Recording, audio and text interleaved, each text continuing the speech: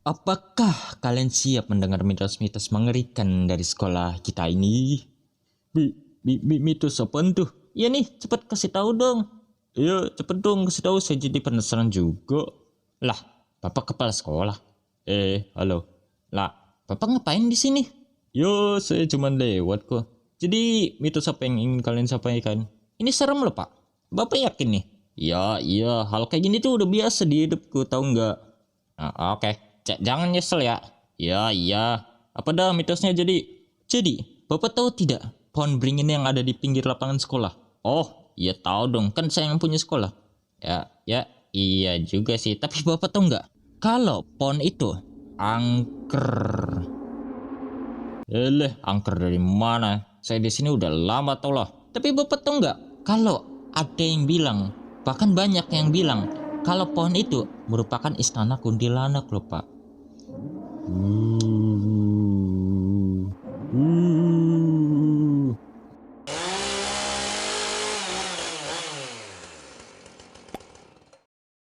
Ya, kejadian itu nggak pernah terjadi sih. Tapi ya, kalau lu anak lahiran 2010-an ke bawah, lu harusnya nggak asing gitu sama mitos-mitos aneh yang ada di masyarakat. Kayak mitos sekolah yang dibangun di atas kuburan, mitos kelas kalian yang merupakan bekas ruang pasien, atau bahkan mitos bola voli atau bola basket. Dimana kalau lu tendang, lu bakal dapat perlakuan istimewa atau enggak dari guru olahraga. Bah, kurang baik apa guru kalian. Tapi kalau dipikir-pikir lagi ya, iya mitos kayak gitu tuh nggak masuk akal. Misal dulu tuh ya, setiap aku duduk di atas bantal, ibu aku selalu bilang, jangan duduk di atas bantal, nanti bisulan tahu rasa lu. Kayak apa hubungannya coba? Bantal sama pantat bisulan. Ya, lantas apa kabar sama orang-orang yang ada di filmnya Doraemon? Ya mungkin orang yang menciptakan mitos itu ya sebenarnya cuman gak pengen bantal tidur dia punya aroma-aroma gas dari belakang gitu. Ya mungkin itu masih masuk akal sih alasannya. Tapi kalau soal kupu-kupu masuk rumah pertanda tamu, itu apa hubungannya cuk? Ya mungkin kalau burung merpati ya itu masih masuk akal. Soalnya kan dulu kan burung merpati kan dipakai buat ngirim pesan gitu, atau burung lain juga bisa. Nah cuman ini tidak, ini mentega terbang mana bisa ngirim pesan, ya kan harusnya gitu kan. I don't know. Aku kenal sama mitos-mitos ini itu awalnya dari SD, dan itu dari teman aku satu ini. Nah teman aku ini tuh tahu mitos-mitos kayak gini tuh dari beberapa temannya dan kakak kelasnya, sama dari beberapa saudara-saudaranya. Dan juga temen aku ini itu tipikal orang yang percaya banget gitu sama mitos-mitos, apalagi konspirasi.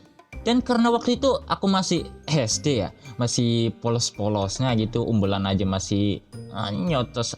Aku ya percaya-percaya aja gitu sama mitos-mitos kayak gitu. Ya orang tua aku juga sempat sih ngasih tahu beberapa mitos, cuman dari nada bicaranya ya kurang meyakinkan, jadi ya enggak aku percaya.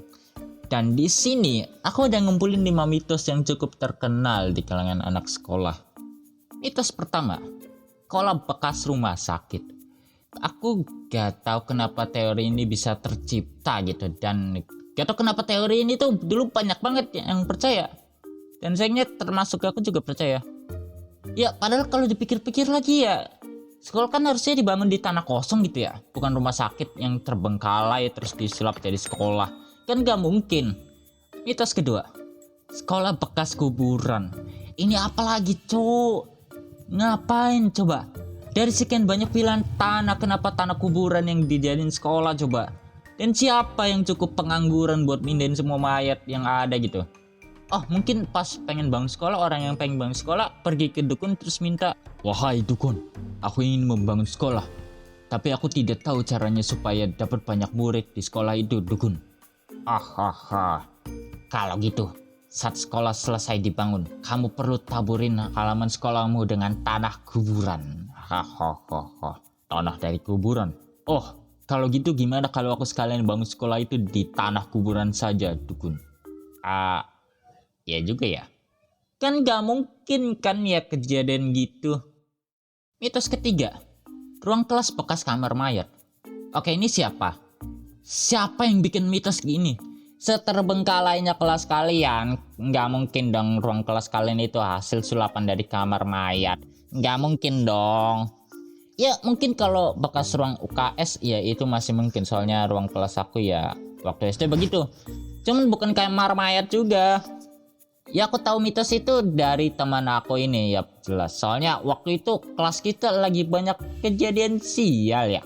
Mulai dari atap yang tiba-tiba rusak sama banyak anak cewek yang kesurupan waktu itu. Tapi mungkin kayaknya sih itu cuman pura-pura aja deh biar bisa dapat teh hangat dari UKS. Mitos keempat, serutan tumpul kalau ditiup. Ini aku gak tahu mitos ini ditemukan oleh siapa dan kenapa. Mitos itu aku pertama kali tahu itu pas kelas 1 SD. Waktu itu aku habis minjem serutan teman aku ya. Dan karena serutannya itu kotor bekas serutan pensil yang barusan aku pakai, jadi aku inisiatif gitu niup serutannya biar bersih. Dan itu langsung ditegur sama teman aku dan dia bilang, "Cok, ngapain lu tiup? Nanti tumpul gelo." Ya, aku mah waktu itu langsung percaya-percaya aja gitu sampai pas kelas 5 SD. Kalau gak salah.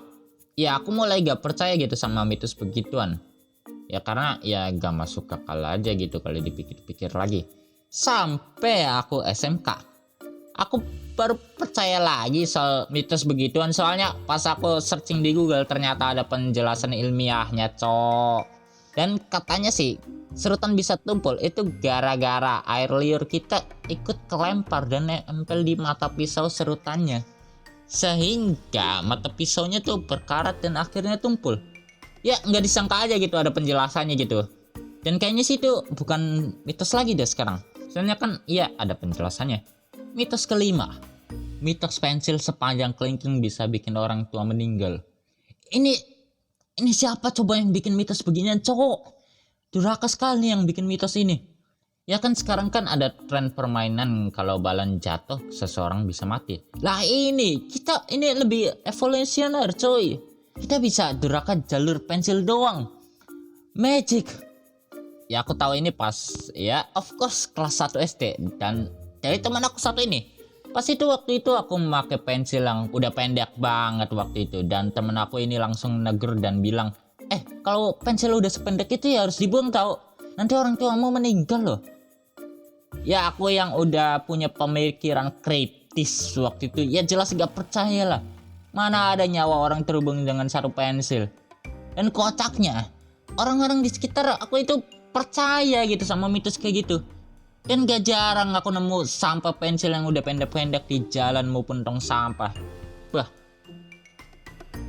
Dan oke itu aja. Terima kasih udah nonton dan terima kasih buat 1000 subsnya gitu.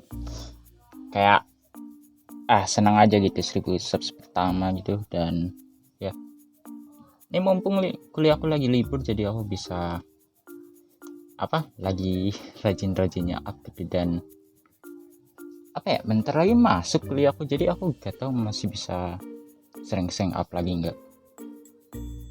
Dan ya itu aja sih.